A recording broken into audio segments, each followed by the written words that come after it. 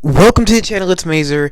If you haven't played Sparking Zero yet, you should probably click off this video. I'm gonna be honest, this is gonna be like the worst video to watch out of all of my catalog, besides the ones that have no audio, I suppose, because my tantalizing humor cannot save how boring this will be for someone who does not play the game, does not understand what I'm about to talk about. But let's get right into it, because the seconds are needed for this video, trust me. But what I was trying to say is, I am running Dragon Ball Sparking Zero. I have zero PS Plus, so I'm playing purely with my brothers and friends. This is truly what peak gaming is anyways. But the point is, when I play the game, I don't use 5 characters because that's a lot. It's like a whole... You gotta really sit down and play that game for a while to use 5 characters. It's a bit much. So I usually do 3v3s. You know, the way Xenoverse 2 does it. But that's besides the point. What I want to talk about is, I'm a Gogeta fan, so obviously I'm going to run Triple Gogeta. I want to know, how bad am I really for doing that? How bad am I? Because, here's the thing. Running Triple Gogeta is trash in that you're using, like, one of the best characters in the game, Super Saiyan 4 Gogeta, and technically Super Saiyan Blue Gogeta is pretty good. But at the same time, Z Gogeta is not that great. He's not really that crazy. He's not that amazing, per se. So, am I really the worst person ever? I don't know. Because here's the thing. I played long enough to know that Gogeta Blue is a character, but he's not broken anyways. He's just a solid character. To me, Gogeta Blue is what I would consider mid. When most of the characters are either god tier, well, really most of the characters are trash, and there's like a couple god tiers, and it's like a really small middle class of just okay units. Gogeta Blue's in the okay tier. You know, Base Gogeta's garbage. Base is Super Gogeta, obviously. There's no other Base Gogeta in the game. He's trash. Super Saiyan Gogeta has the best animations, I think, out of all of them, I would say. I'm trying to think of Gogeta Blues. Yeah, I think I like Gogeta Blue. I think I like Gogeta Blue, like... He's not as good as Super Saiyan Gogeta. Super Saiyan and Super, has the best stuff. I think he has the best animations of everybody.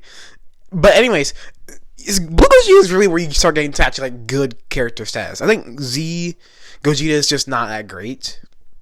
I would say similar to, he's a little better than Base. I think honestly, Super Saiyan Gogetas from Z and Super Saiyan from Super are pretty comparable, and them being decent but not mid, which is where I would put Gogeta Blue at.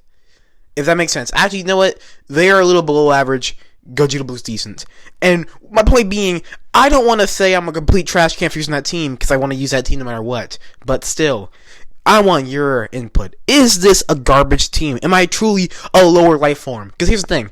You know how you put respect on anyone who can actually run a Goku in this game? Because playing with Goku is just good, because as long as you're not using UI, it's technically you using a bad character, to be fair. Most of the Gokus in this game suck. And so it's kind of crazy when you see someone use a Goku, because like in Xenoverse 2, that guy sucks. He's just using a good character. You see him in fighters. I mean, I don't know about fighters. I'm pretty sure he used Goku in fighters are also pretty good. So it's funny like that. But it's good to see, I guess. The canonness of the things are pretty cool. But still, I want to use Gogeta though. So, you know. How's that going to work? Maybe when Beast Gohan comes to the game, like other DLC characters come, Gogeta won't be seen as overpowered. So hopefully, you know, I don't feel as bad. Because here's the thing: when I use Triple Gogeta, I'm like, okay, this is just me using my favorite character. But obviously, from the outside looking in, you're like, this guy is a loser. This guy just is the worst ever. This guy does not have any loved ones. This guy cannot be going home to a happy home. And you know, like, you got me there, because Super Saiyan 4 Gogeta is pretty cool. He's pretty strong. But at the same time, let's really think about this, guys. What do they have that makes them so strong? It's their damage alone. But then you look at characters that aren't so, just blatantly strong. They are still better. Everyone who has Solar Flare, I automatically think you're better. Solar Flare is so broken in this game. In Xenoverse 2, you were stunned for like a good 5 seconds. And then like, if you got punched once, you're out of it. Not in this game. It's an actual crazy ability to have. It's just so trash. I hate it to a point beyond that of even Super Saiyan God.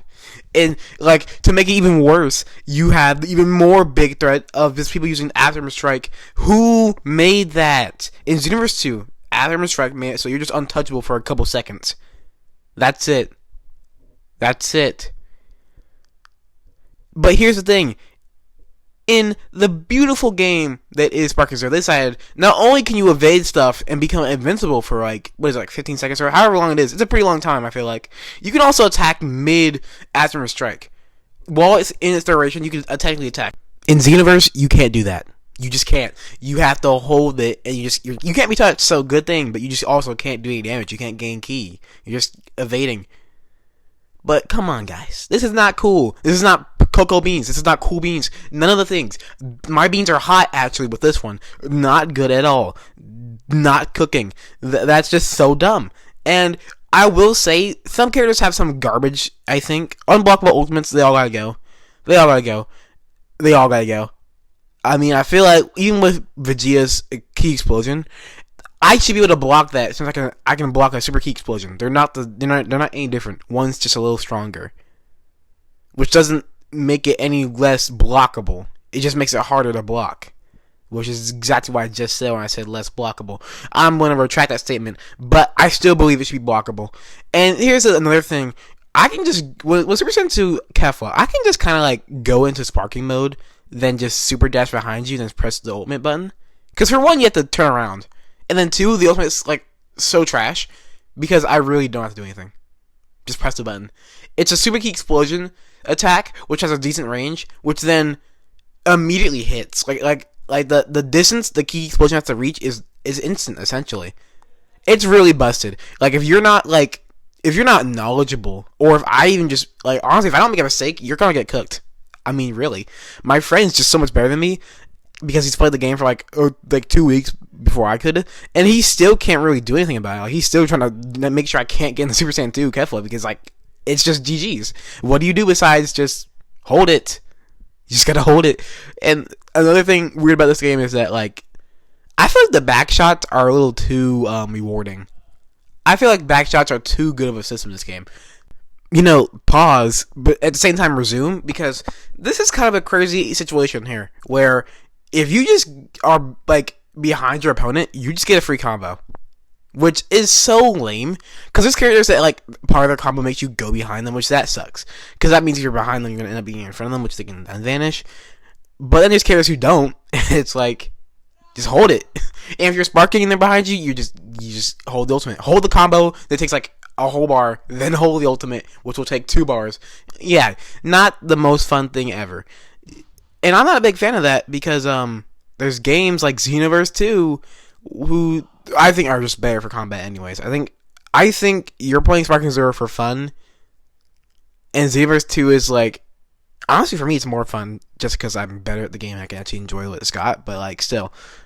Xenoverse 2's combat is making me think that Sparking Zero is just not trying as hard because it's a lot. I guess you can say Xenoverse 2 just has a lot more fallback mechanics. Like there's a lot more saving you. There's a lot more saving graces in that game, which I think makes for a better fighting experience anyways. The vanish system is just way better in that game. And speaking of vanishes, in this game, there's just so much to counter with, and I feel like not even all counters are even useful. Like, I feel like there's just random counters that you just don't need. It's truly just for the spectacle of it, which is cool, but at the same time, kind of lame. Especially when the back shot's so low anyways.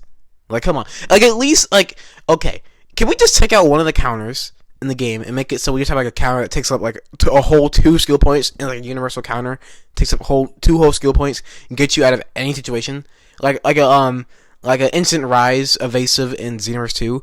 That would be great, because like once again, I feel like you get points relatively fast, which I think also could be an issue. You can always just like lower how much points you get, but even then you can just raise it to 3 points. 3 points is a lot to get.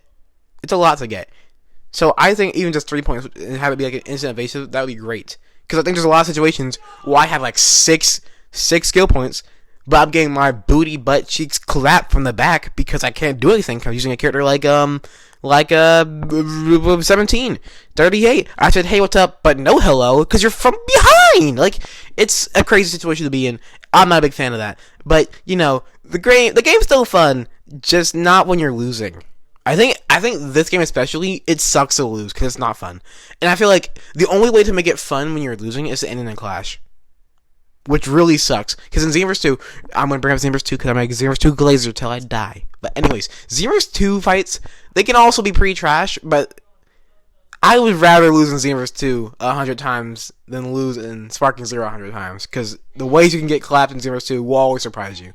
There will always be some shenanigans, and it will always be funnier than dying in Sparking Zero. Because I feel like when I died in Sparking Zero, it's like, what was I supposed to do there?